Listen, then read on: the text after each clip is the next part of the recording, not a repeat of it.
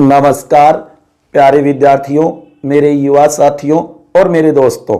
मैं होशियारमल स्वामी अपनी इस ऑनलाइन क्लास के अंदर आपका तहे दिल से हार्दिक स्वागत और अभिनंदन करता हूं। कैसे हो मेरे प्यारे विद्यार्थियों? भगवान से यही दुआ करता हूं आप अच्छे होंगे, स्वस्थ होंगे, खुश होंगे और अपने घरों में सुरक्षित होंगे, मौज मस्ती कर रहे होंगे। प्यारे विद्यार्थियों, हम अपनी इस क्लास के अंदर बात कर रहे थे भारतीय राज्य व्यवस्था की, इंडियन पॉलिटी हम पढ़ रहे थे। तो प्यारे विद्यार्थियों, हमारा टॉपिक चला था नागरिकता, जो कि हमने 2 पार्टों में नागरिकता पढ़ी। आज उसी क्रम में तीसरा पार्ट पढ़ेंगे नागरिकता संबंधी टॉपिक का, जो कि आज हम नागरिकता टॉपिक कंप्लीट कर देंगे। तीनों भाग अच्छी प्रकार से देखना मेरे प्यारे विद्यार्थियों, बहुत कुछ आपके समझ में आ जाएगा कि नागरिकता टॉपिक है क्या। किसी भी सिलेबस में इससे जुड़ा हुआ ये मानो टॉपिक है तो आप एग्जाम में कर सकते हो। प्यारे विद्यार्थियों, ध्यान देना कि जीके से संबंधित जो भी क्वेश्चन आते हैं उनसे संबंधित बातें मैंने यहां पर बताने की पूरी कोशिश की है। वैसे नागरिकता टॉपिक बहुत बड़ा है। अगर आप सिविल सेवा की तैयारी करे हो तो नागरिकता टॉपिक को अच्छी तरीके से तैयार कर लेना, क्योंकि आपने देखा था समसामयिकी मुद्दा बना हुआ है 2019-20 के अंदर। नागरिकता को लेकर के भारत के अंदर जो भी उपद्रव फैले या आप कहोगे जो भी मुद्दे सामने आए, इसलिए ये अति महत्वपूर्ण टॉपिक बन जाता है नागरिकता। गौर करो साथियों, आ रहा है ना समझ में? पीछे वाले दोनों भाग आपके एकदम क्लियर हो गए होंगे कि भारतीय संविधान में नागरिकता से संबंधित क्या प्रावधान किए गए हैं। भाग 2 में अनुच्छेद 5 से लेकर के 11 तक कुल 7 अनुच्छेदों में। उसके बाद में हमने पिछली क्लास के अंदर बात की थी नागरिकता अधिनियम 1955, जिसके तहत नागरिकता अर्जित करने के कौन कौन से तरीके हैं, या फिर नागरिकता समाप्ति के तरीके कौन कौन से, जिससे नागरिकता समाप्त हो जाती है, खत्म हो जाती है, नागरिकता खो दी जाती है व्यक्ति के द्वारा। तो प्यारे विद्यार्थियों, ये बातें हमने पिछली क्लास के अंदर विस्तार से देखी थी। ठीक है, आज उसी क्रम में हम नागरिकता सिटीजनशिप पार्ट 3 देखेंगे, जिसके अंदर हम बात करेंगे जो कि NRI, जो कि अनिवासी भारतीय, जो कि non residents Indians, full form याद कर लेना। और उसके बाद में PIO, जो कि भारतीय मूल का व्यक्ति, पर्सन ऑफ इंडियन ओरिजिन। ध्यान दो साथियों, अति महत्वपूर्ण है ये, इन्हें जरूर तैयार कर लेना। आज इन्हीं के ऊपर हम विस्तार से चर्चा करेंगे। उसके बाद में OCI, भारत के समुद्री पारीय नागरिक, भारत के समुद्र पारीय नागरिक, जो कि ओवरसीज सिटीजन ऑफ इंडिया आप कह सकते हो इसे। आज हम इन तीनों की तुलना करके देखेंगे। बहुत बार इसमें से क्वेश्चन आ जाता है प्यारे विद्यार्थियों, गौर करो, समझ में तो आ रहा है ना? भारतीय राज्य व्यवस्था पल्ले तो पड़े है ना? अब हमारी क्लास से आपको इंटरेस्टिंग लगने लगी होगी। ऑफलाइन की तरह ही हम ऑनलाइन में भी मजेदार, रोचक और महत्वपूर्ण टॉपिकों के ऊपर चर्चा करते हैं साथियों। तो मेरा तो बार बार आपको यही कहना है कि निरंतर कंटिन्यू अपनी पढ़ाई को जारी रखो। ये मौका जीवन में बार बार नहीं मिलेगा मेरे साथियों, गौर कर लो। ये भी याद रखना कि अगर आप कभी असफल भी हो जाओ तो उसके बाद में भी हार मत मानना, क्योंकि अगर आप एक बार खुदा न खास्ता हार गए तो भी आप हारना मत, क्योंकि अब की बार शुरुआत सुनने से नहीं अनुभव से होगी। इसलिए कभी भी जीवन में हार मत मानना। आगे बढ़ने के लिए निरंतर मेहनत करना। मैं कहता हूं ना, मेहनत ज्यादा, सफल इरादा और पक्का वादा आपको सफल बनाएगा। आई बात साथियों, तो आज हम इन तीनों के बारे में देखेंगे। तुलनात्मक, कहने का मतलब तुलना का आधार, विषय वस्तु। देखो इन तीनों में क्या तुलना है, अच्छी प्रकार से सुनना। हो सकता है छोटे लिखे हुए हैं। हाँ सर, आज तो माने बेरोई है, होशियार जी सर बहुत ही छोटा छोटा लिखे, लेकिन प्यारे विद्यार्थियों है अति महत्वपूर्ण। इसलिए कह रहा हूं कि अगर आपको स्पष्ट नहीं दिख रहा है तो गौर से सुन लेना, अच्छी प्रकार से कवर करना, अपने दिमाग में कैच करना। और अगर देखने के लिए आप चश्मे का प्रयोग करो तो कर सकते हो, लेकिन फिर भी आपको इतने छोटे नहीं दिखेंगे। इसलिए सुनना मेरे प्यारे विद्यार्थियों। चलो तो सबसे पहले नंबर 1, नागरिकता। ध्यान देना, भारतीय नागरिकता होगी NRI को, जबकि PIO है ना वो विदेशी नागरिकता प्राप्त करते हैं। कहने के मतलब विदेशी नागरिक होते हैं, जबकि OCI है ना वो भी विदेशी नागरिकता होती है। इनके पास नागरिकता को लेकर के तीनों में अंतर। NRI के पास तो भारतीय नागरिकता होगी, जबकि PIO के पास विदेशी नागरिकता होगी, जो कि OCI के पास भी विदेशी नागरिकता होगी। उसके बाद में नंबर 2, निवासी, जो कि NRI विदेशों में भी निवास करते हैं, जो कि PIO है वो भी विदेशों में ही निवास करेंगे, जो कि OCI है वो भी विदेशों में ही निवास करते हैं। विदेशों में रहने वाले हैं तीनों ही, लेकिन इनको भारत की नागरिकता होती है। हाँ साथियों, आज देखो नंबर 3, रहता या योग्यता। ध्यान देना, विदेशों में लंबे समय तक रहने वाले भारतीय नागरिक NRI कहलाते हैं, जिन्हें हम अनिवासी भारतीय कहते हैं। ध्यान दो, विदेशों में लंबे समय तक रहने वाले भारतीय नागरिक कहलाते हैं। उनकी योग्यता यही होती है कि वो विदेशों में लंबे समय तक रहते हैं, वो भारतीय नागरिक कहलाते हैं। NRI अनिवासी भारतीय। उसके आगे देखो PIO कौन होते हैं, ऐसे विदेशी नागरिक जिसने कभी भारतीय पासपोर्ट धारण किया हो। ध्यान दो, पासपोर्ट धारण किया हो या फिर उसके माता पिता, दादा दादी, नाना नानी में से कोई भी 1935 अधिनियम की नागरिकता प्रावधान में था तो भी वह इसमें शामिल होगा। ध्यान दो साथियों, या फिर 15 अगस्त 1947 के बाद में भारत का कोई भूभाग अंग बना हो तो उसका निवासी भी PIO कहलाएगा। ध्यान देना, लेकिन गौर करना, पाकिस्तान, नेपाल, भूटान, चीन, बांग्लादेश, अफगानिस्तान के नागरिक इसमें शामिल नहीं हो सकते।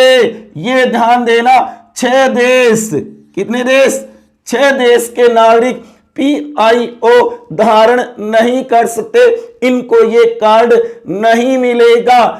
कहां के, पाकिस्तान, नेपाल, भूटान, चीन, बांग्लादेश, अफगानिस्तान के नागरिक इसमें शामिल नहीं हो सकते। आई बात समझ में? PIO भारतीय मूल का व्यक्ति। कौन से?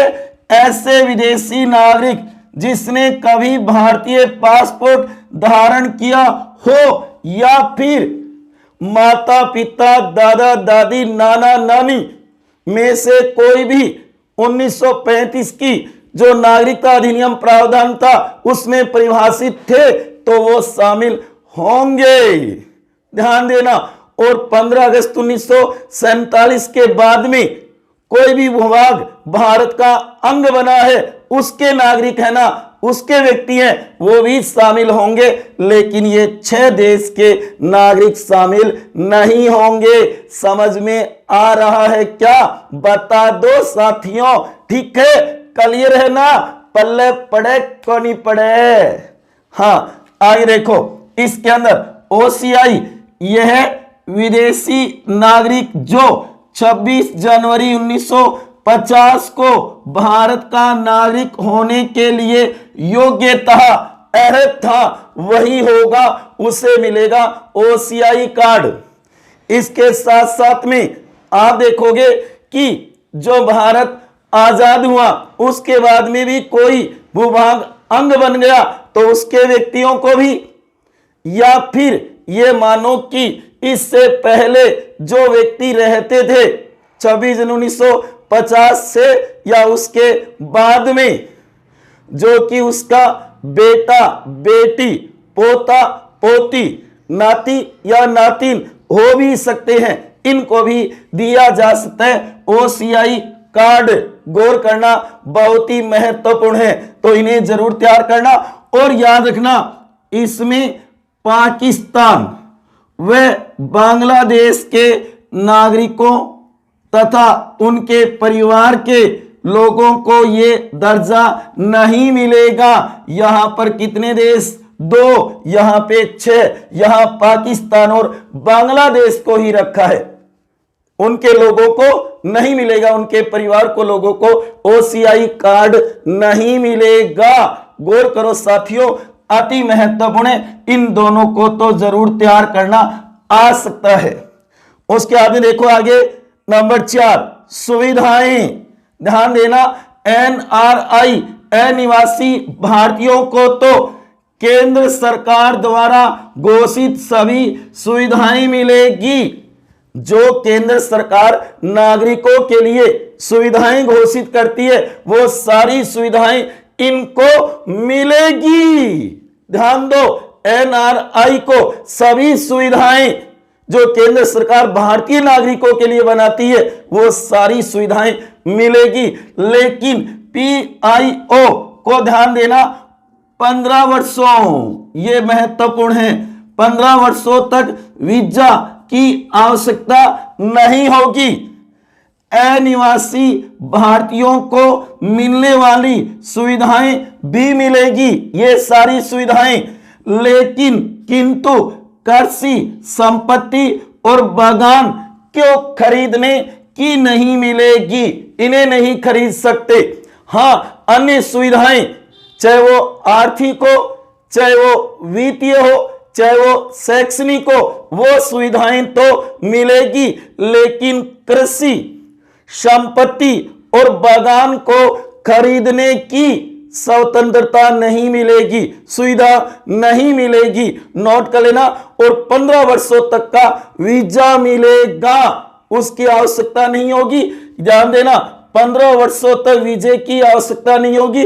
और जब भी समाप्ति होगी 180 दिन के अंदर पंजीकरण करवाया जा सकता है। 180 दिन के अंदर पंजीकरण करवाया भी जा सकता है।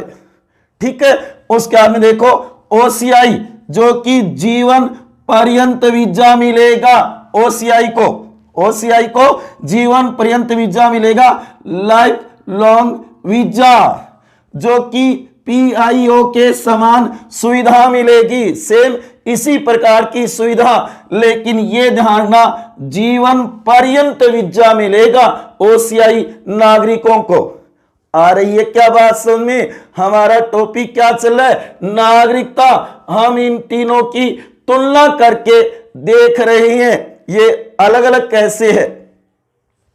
तो ध्यान देखना, पीआईओ के समान सुविधा मिलेगी, जो इनको कहने का मतलब वे सारी सुविधाएं जो अनिवासी भारतीयों को मिलती है वो मिलेगी, लेकिन कृषि संपत्ति और बागान खरीदने की सुविधा नहीं होगी, स्वतंत्रता नहीं होगी इन दोनों को, यह ध्यान रखना। हाँ, आर्थिक क्षेत्र में, वित्तीय क्षेत्र में, शैक्षणिक क्षेत्र में सुविधाएं तीनों की समान होगी। आई क्या बात समझ में? क्लियर है ना? बता दो मेरे प्यारे विद्यार्थियों, आता चल रहा है ना आपके समझ में? ठीक है, हाँ जी। आगे देखो, नंबर 5, मताधिकार और संवैधानिक पद पर नियुक्ति।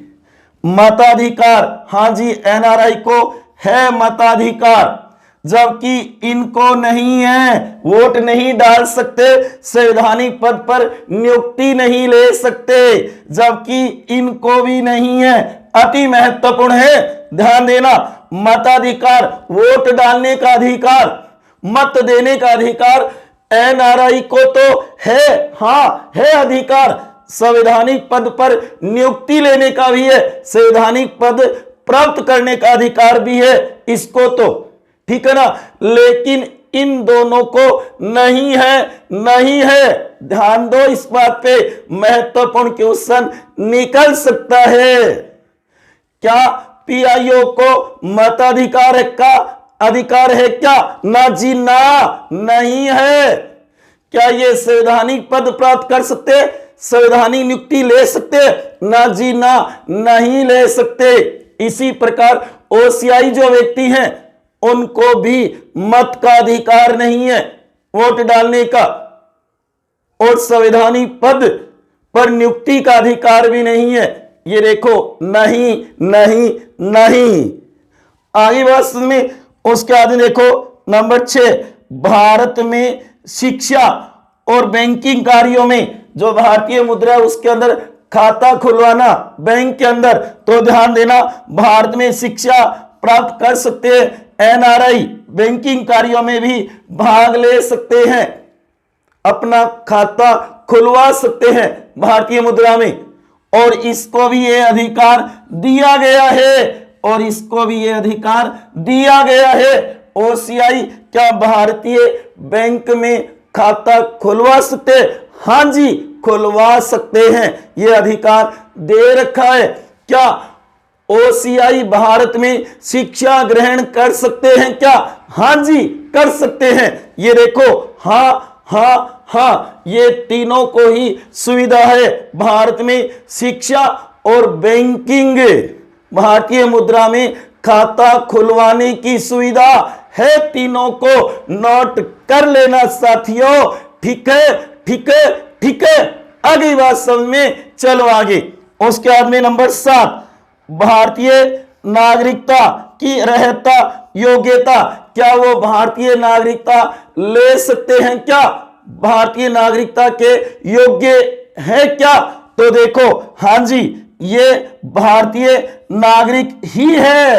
ये देखो, एनआरआई, अनिवासी भारतीय, नॉन रेजिडेंट इंडियंस, तो ये तो भारतीय नागरिक ही तो होते हैं, भारतीय नागरिकता ही तो होती है। ये तो लंबे समय तक विदेशों में रहने वाले भारतीय नागरिक होते हैं।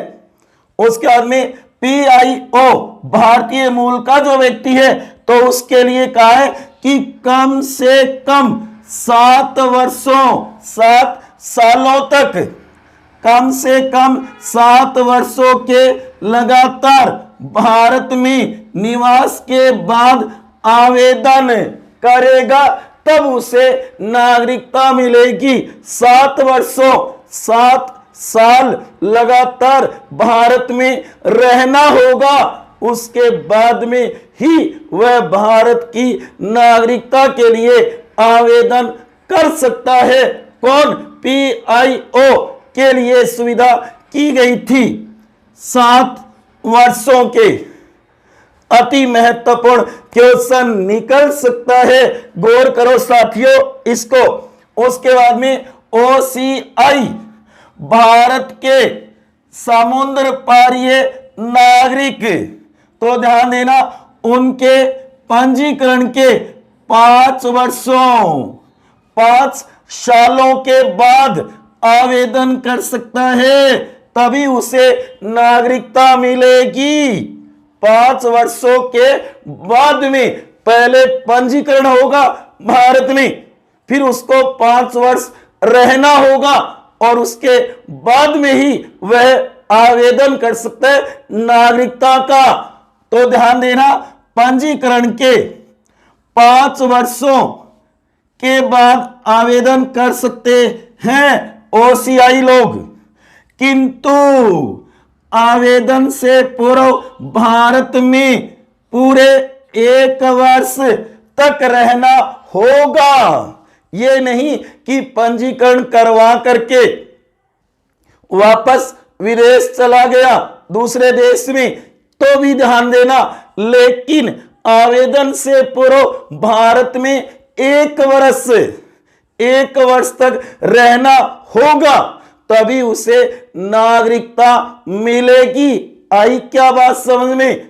इसे तो 7 वर्ष रहना होगा लगातार भारत में, तब जाकर के भारत की नागरिकता मिलेगी, जबकि इसको 5 वर्ष रहना होगा, लेकिन आवेदन से 1 वर्ष पूर्व उसे कंटिन्यू भारत में निवास करना होगा, तभी उसे भारत की नागरिकता मिलेगी।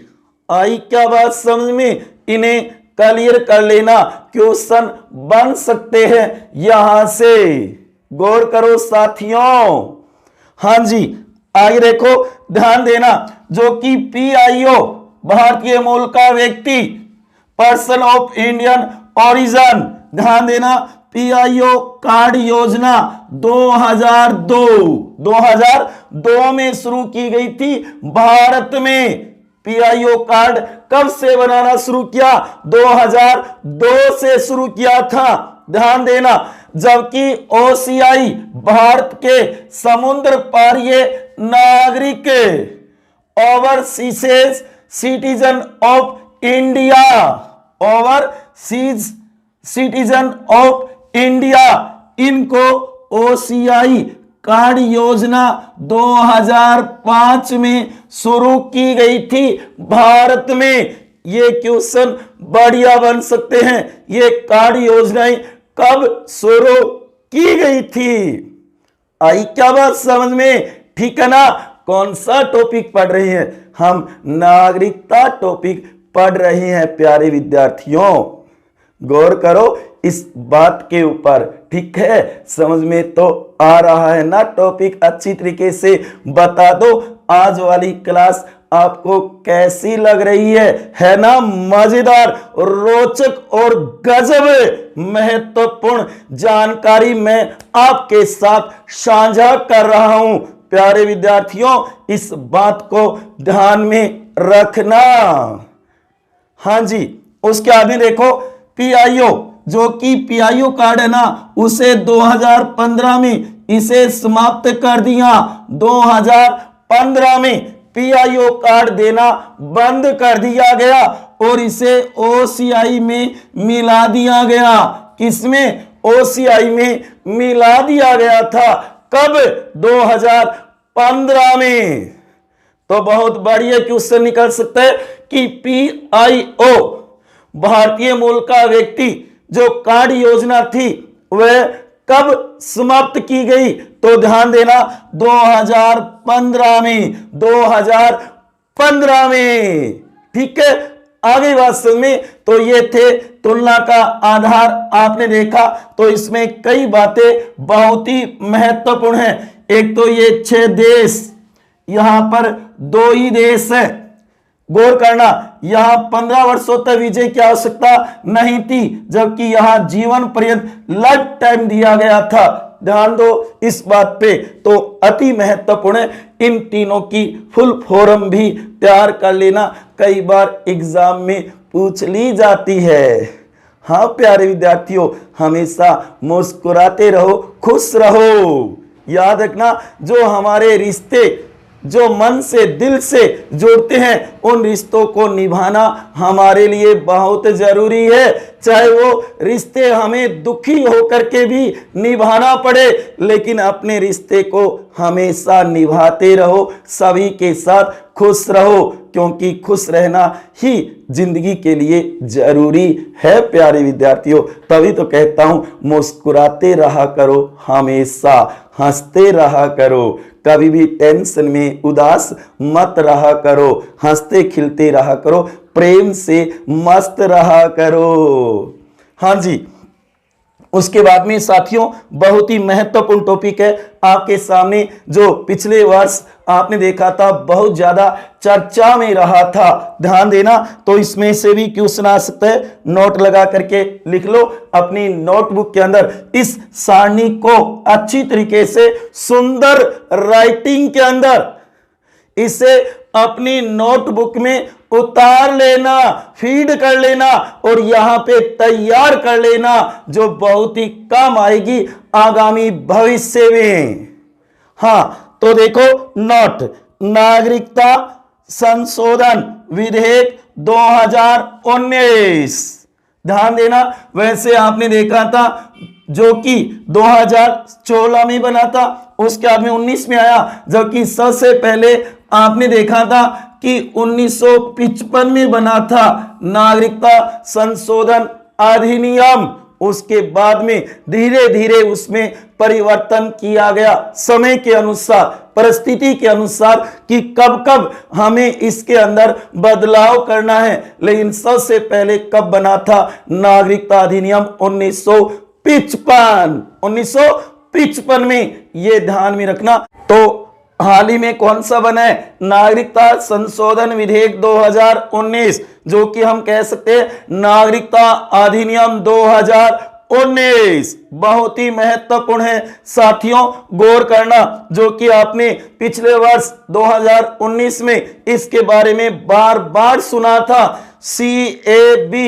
कैब, जो कि आप देखोगे सिटीजन अमेंडमेंट बिल, जो कि विधेयक, और ये पारित होने के बाद में बन गया CAA, जो कि सिटीजन अमेंडमेंट एक्ट बन गया था। तो गौर करो साथियों, ध्यान देना, यह जनवरी 2019 में पास हुआ था। बहुत ही महत्वपूर्ण क्वेश्चन बन सकता है कि 2019 कब पास हुआ था विधेयक, तो ध्यान देना जनवरी 2019 में, जो कि इसमें 6, ध्यान देना अति महत्वपूर्ण है, 6 गैर मुस्लिम समुदाय, कौन कौन से, हिंदू, सिख, बौद्ध, जैन, पारसी और ईसाइयों के लिए भारतीय नागरिकता मांगी गई थी। इसके अंदर ध्यान देना, और कहा जाता है कि इसमें भारत की नागरिकता पाने के लिए भारत में कम से कम 11+1 बराबर 12 वर्ष इसने किया था, कि 11+1 12 वर्ष जो निवासी रहेगा उसे ही भारत की नागरिकता मिलेगी। नागरिकता अधिनियम 1955 में ये प्रावधान किया था। वर्ष रहने की आवश्यक शर्त को कम करके 5 वर्ष कर दिया, 5+1 6 वर्ष कर दिया।